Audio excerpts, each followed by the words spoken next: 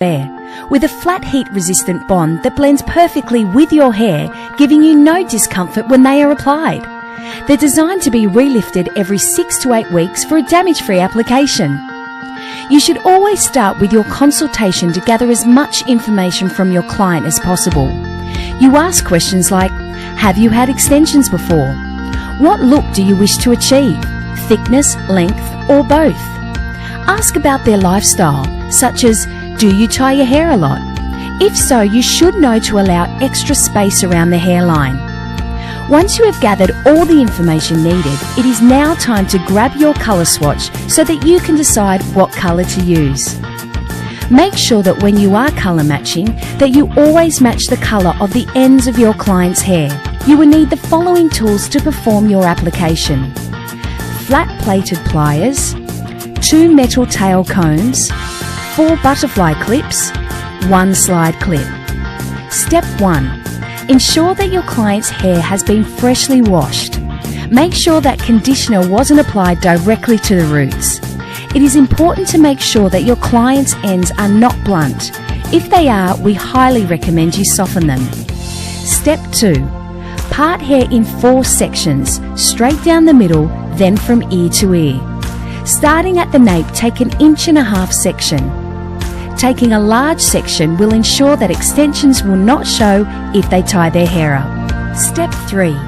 Grab your first perfect hair tape extension and before peeling the adhesive, use the piece as a guide to determine how many pieces are needed for your first section. Peel the cover from the adhesive and position your towel comb on the bottom part of the adhesive as seen in the video. Step 4. Using your second metal comb, part the very top of your first section. This should be very fine as seen in the video. Your section should be 1 centimetre shorter than the width of your tape extension. Grab the towel comb you prepared early, position your comb and tape extension underneath and in the middle of your section of hair, then gently roll out your comb. Step 5. Grab another tape extension, peel the cover from the adhesive, position your second tape extension directly on the tape of your previous piece, and using your fingers smooth over your tape extension piece. Step 7. Use a pair of pliers to press down along the bond of your now formed tape extension sandwich. If your pliers are too short, press on each side of the sandwich. Note, you must allow 0.5 centimetre from the scalp so that the tape extensions do not pull. As seen on the video, you should be able to move the piece up and down and your client shouldn't experience any discomfort while you do this. Always remember you only get one chance to get the position right. Always use a towel comb to have complete control over your application. Step 8. You can place your second piece beside your first piece for the first 2 to 3 sections, but after that you should be using a brick effect to ensure your extensions blend. Note, your last piece in the back shouldn't be placed higher than the crown. Use your judgment on the size of the section to meet your client's expectations. You should have no hair on the very edges of your pieces. This is so the adhesive sticks onto each other to create the perfect sandwich effect and to ensure your tape extensions have been attached firmly. Repeat steps 3 to 8 to complete the back. Let the hair down and brush the hair to determine if enough hair has been used. Step 9. When you get to the ears, you need to allow 1 inch of hair from the client's ear.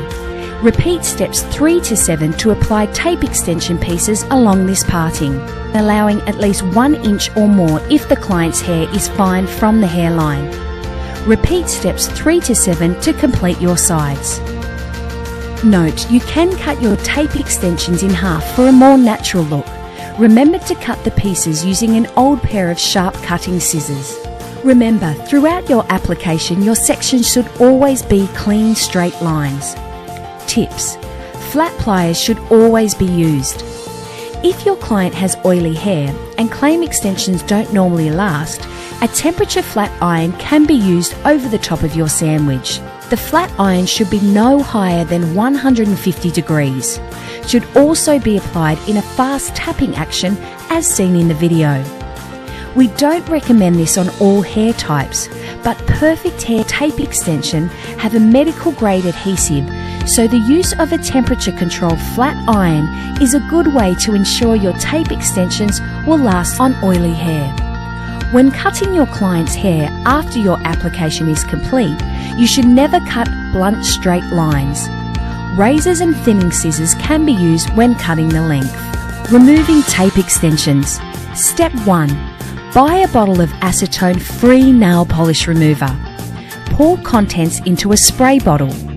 Grab your extension sandwich, spray a generous amount of acetone-free nail polish remover onto the bond of your tape extension. Allow for it to absorb, then peel off. Once your first piece has been removed, your second piece will just slide out. Step 2. Using a dry towel, firmly rub the top of the tape extension to remove the old adhesive. Ensure your tape extensions are kept in the same order from your original application. Step 4. Grab a sheet of new adhesives, gently peel off the covering and place your tape extension piece on the exposed adhesive using your fingers. Press down gently, then peel off. Repeat steps until your tape extensions have a new adhesive applied. Note, tape extensions last between 6 to 8 weeks before they need to be relifted. Although they are heat resistant, if direct heat has been applied to the bond, they may take slightly longer to remove. Hair should be washed and blow dried before reapplying the tape extension for best results.